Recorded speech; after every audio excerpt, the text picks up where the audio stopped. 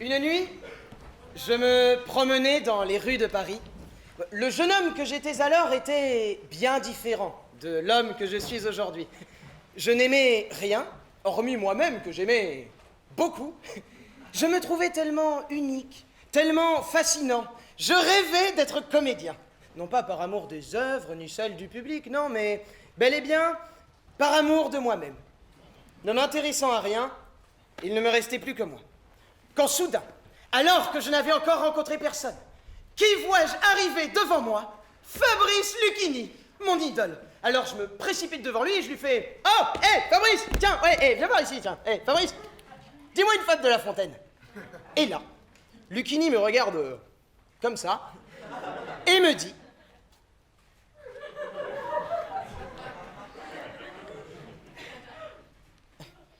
Tu veux que je te dise une fable de La Fontaine? Mais c'est totalement hallucinant! »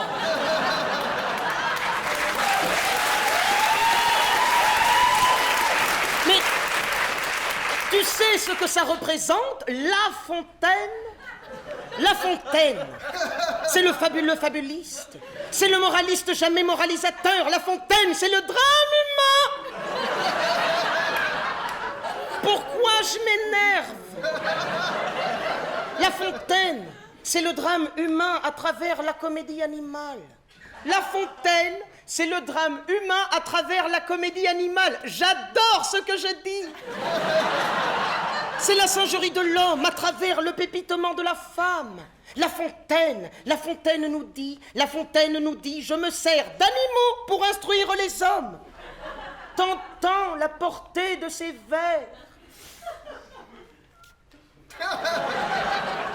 T'as compris?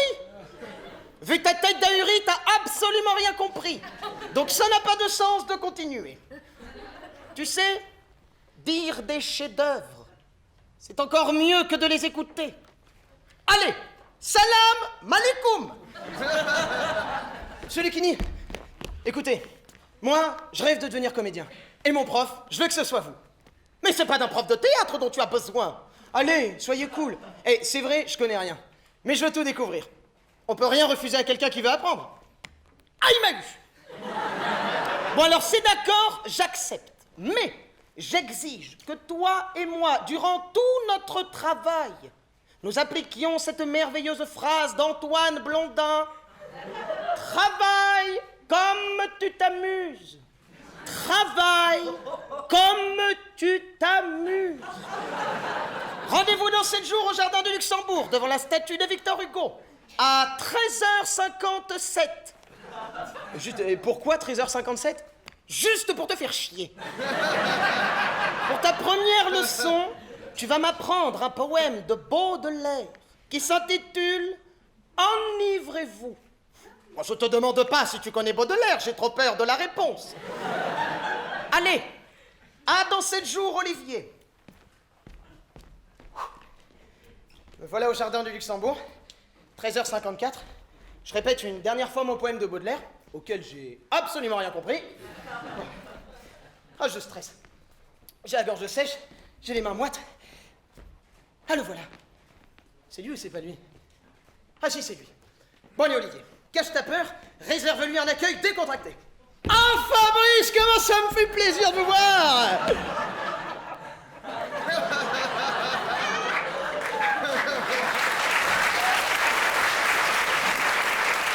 Mais qu'est-ce que c'est que ces familiarités?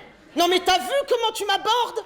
Hein? Ah ben je sais pas moi, je croyais que tu n'es pas là pour croire, Olivier, tu es là pour travailler. Bah c'est vous qui m'avez dit, travaille comme tu t'amuses, alors moi j'arrive en mode décontracté. Olivier!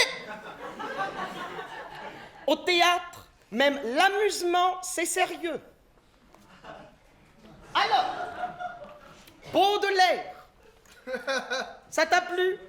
Bah pour vous dire la vérité, non. En fait, j'ai rien compris, je trouvais ça nul. Ah! Parce que toi, quand tu comprends rien, tu trouves ça nul. Eh ben, mon pauvre, tu dois pas aimer grand-chose. Tu as consacré combien de temps à ton Baudelaire? De temps? Ah bah, une éternité, au moins 2 heures. 2 heures? Non mais tu te fous de moi. Mais C'est toute une vie qu'il faut y consacrer à Baudelaire. Tu vois, Baudelaire, il a écrit ce poème pour dire aux gens, n'oubliez jamais d'être vivant. Donc toi, quand tu joues ce poème, tu dois même pas être vivant, tu dois être vivifiant. Qu'est-ce qui te passionne dans la vie, Olivier? Le sexe. Ah, moi, j'adore le sexe. Attention, Olivier, attention! Moi, j'en ai vu des acteurs, omnubilés par une paire de fesses, fascinés par des nichons. Ils sont jamais allés plus loin que leur tub. Qu'est-ce que vous faites de l'orgasme? Mais réduis pas l'orgasme à 3 gouttes de sperme, abruti.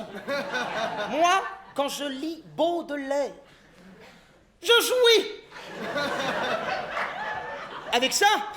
Non, mais je sais pas comment vous faites. Hein. Si tu veux, un jour, servir ces grands chefs-d'œuvre, il va falloir, petit bonhomme, devenir un être d'amour. Fin de la première leçon. Je t'appellerai pour te fixer le rendez-vous de notre deuxième leçon. D'ici là, tu vas m'apprendre les fables de La Fontaine. 6 mois durant, je n'eus aucune nouvelle de mon mentor. Et pourtant, je le sentis jamais autant présent, moi. Je me décidai à l'appeler, tomber sur sa messagerie. Je le remerciai pour tout ce qu'il m'avait apporté. Et m'excuser pour mon comportement de petit con. Mais aussi, et surtout, pour lui dire que j'avais relu les fables. Toutes! Et que j'avais pas kiffé. Non. Non, mais que je les avais hautement savourées. Quelques heures plus tard, je reçus un texto de sa part assez étrange, me fixant un rendez-vous bizarre en pleine nuit dans un théâtre. Tu vois, Olivier, le théâtre, c'est ça. Un lieu où tu peux à la fois te divertir, te recueillir. Ouais, je vois, ouais, comme dans les stades de foot. Mais non, Olivier, mais non! Mais dans un théâtre, personne dans le public ne gueule « Molière, Molière, on t'encule !»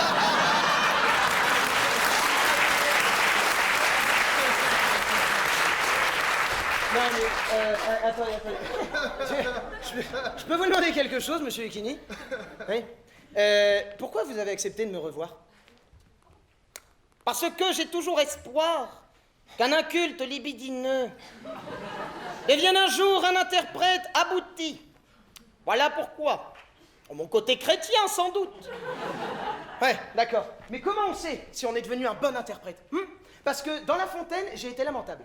Dans Baudelaire, j'ai été grotesque. Alors dans Molière, tiens, je vais être quoi, moi, dans Molière? Nul, ridicule, minable. Ça va être génial. Tu sais, Olivier, assumer sa nullité devant un chef-d'œuvre, ça apprend l'humilité. Donc ça pousse au travail ou à l'abandon. C'est à toi de choisir. Ok, je relève le défi. Mais, monsieur Lucchini, on se reverra? Enfin, je veux dire, après les leçons. On continuera à se fréquenter? Tu sais, Olivier, même quand je ne suis plus là, je suis toujours présent. Ouais!